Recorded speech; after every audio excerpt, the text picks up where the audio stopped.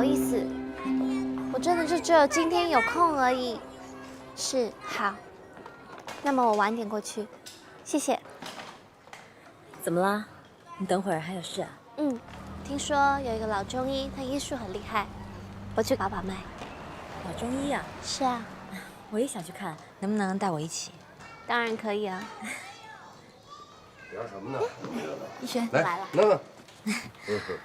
逸轩，我刚刚跟爱宝说，我们俩想去看中医，今天能不能麻烦你带带孩子？没问题。没问题。辛苦你了。那我们走吧。拜拜。来，拜拜。有问题打电话。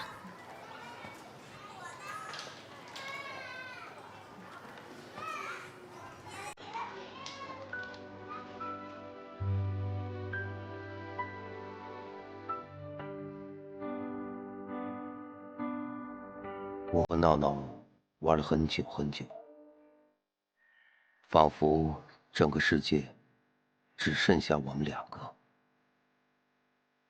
闹闹是爱宝的孩子，可不知道为什么，我跟他在一起的时候，我会那么开心，就好像闹闹是我自己的孩子。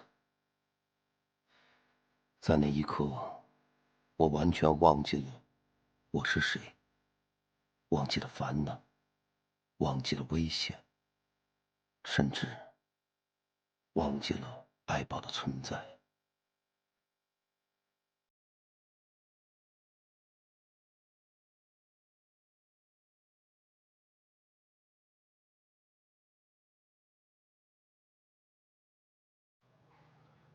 你看啊，林总，问你点事儿呗。说，那边那帅帅的男孩叫什么呀？他叫任毅，是我们公司新来的，怎么着？喜欢啊？还行吧，您就帮个忙呗。哎，我警告你啊，喜欢他没问题，但是记住，工作的时候不要打扰我的员工。知道。啊，就那边加一个任毅啊，任毅，哎，林总，怎么了，林总？你看一下啊，整体呢我觉得还不错，可是这方面可能要调整一下。对，我让他们啊上面加盏灯，把这字打亮。怎么样？我放心，就按你的办。那累不累？要不要喝果汁？来，喝一口，喝一口吧。来，小心啊。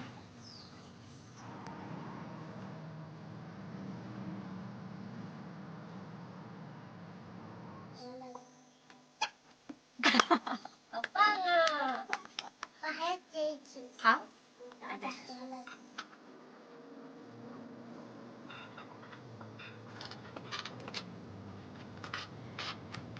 我能暂时以非秘书的身份跟您说几句吗？干嘛那么严肃啊？有什么话说。您今天是不是把任一的电话给那个模特了？这已经不是我第一次看见你这么做了。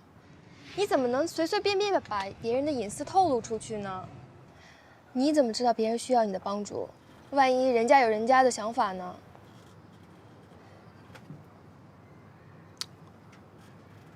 你跑了我这儿来大叫大嚷干嘛呀？不就喜欢仁义吗？直说嘛。我可没那么说。还说没有？你瞧瞧，我这咖啡都变成醋了。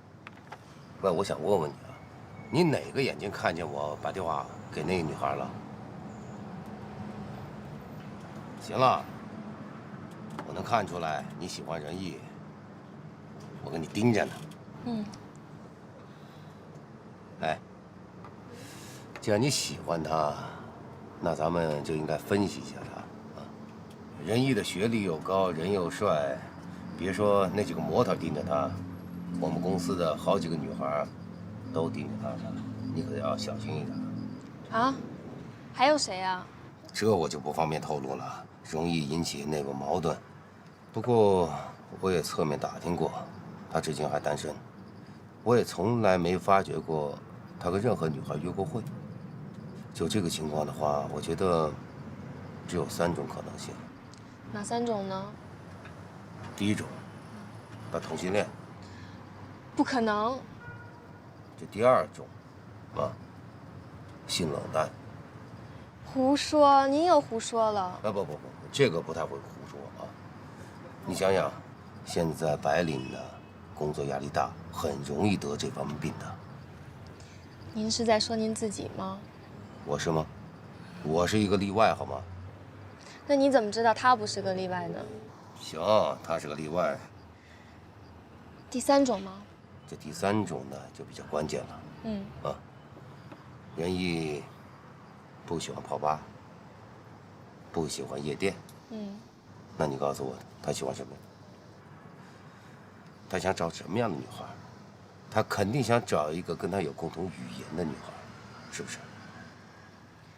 按照咱们这样分析，我觉得适合仁义的，也就只有女博士了吧。他喜欢的是一种知性美。知性美。我这么说，你明白以后该怎么做了吗？我明白了。既然你明白了，真乖。来，来，爸爸。爱宝，再见。那就麻烦你帮我送爱宝了。慢点，坐好了。那我去了。开车小心点。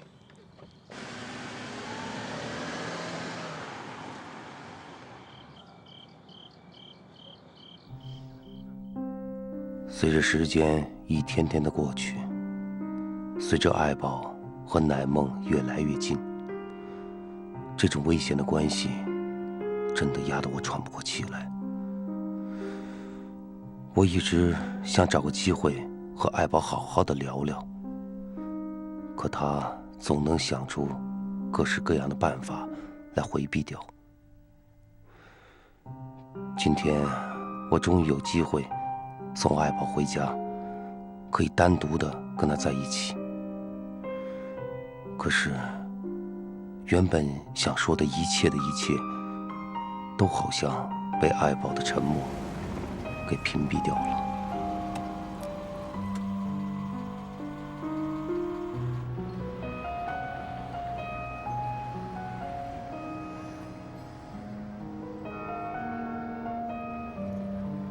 看他睡得挺香的。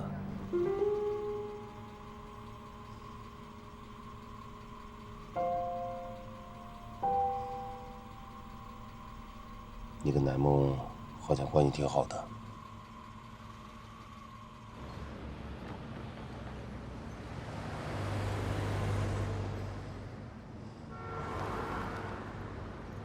你到底想我怎么样？难道不想对我说点什么吗？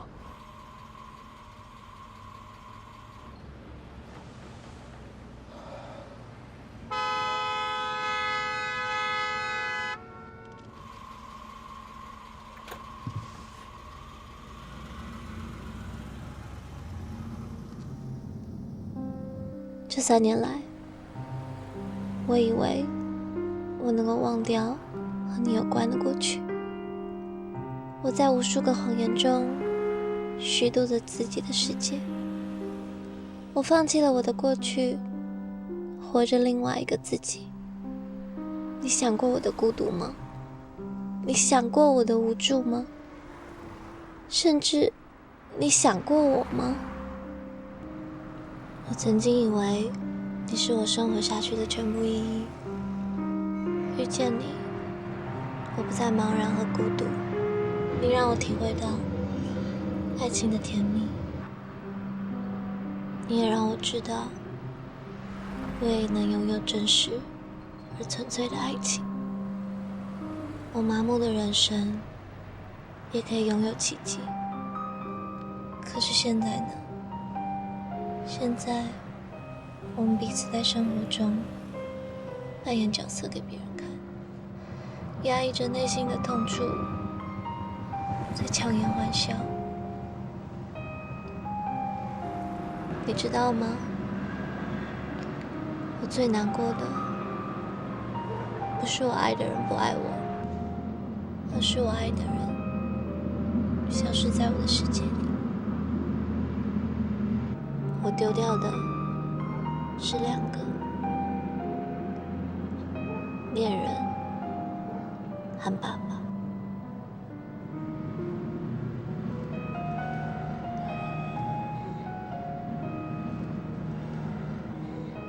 我能送你吗？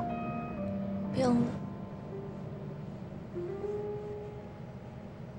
别这样，海宝。我能为你做点什么吗？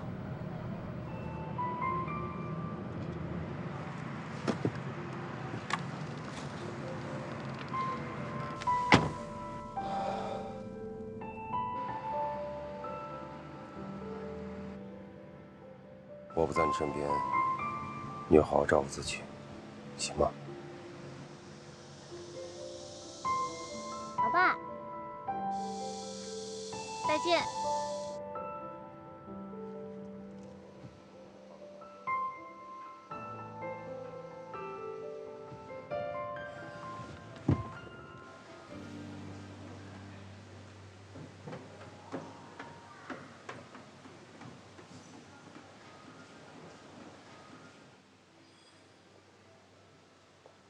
艾小姐好。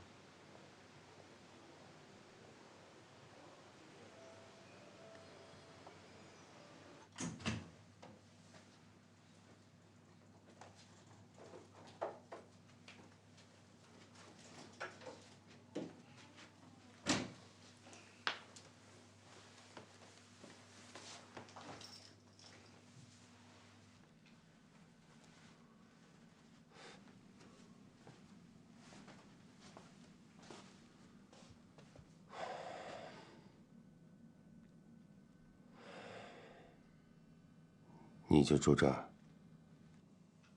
是啊。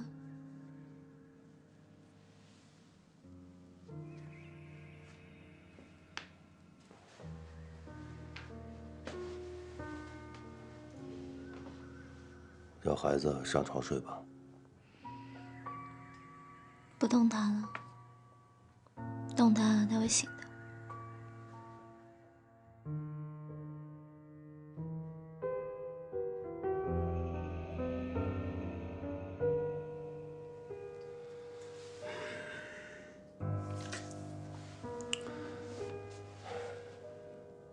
这酒店，这房间，这一天下来费用挺高的，你怎么能付得起呢？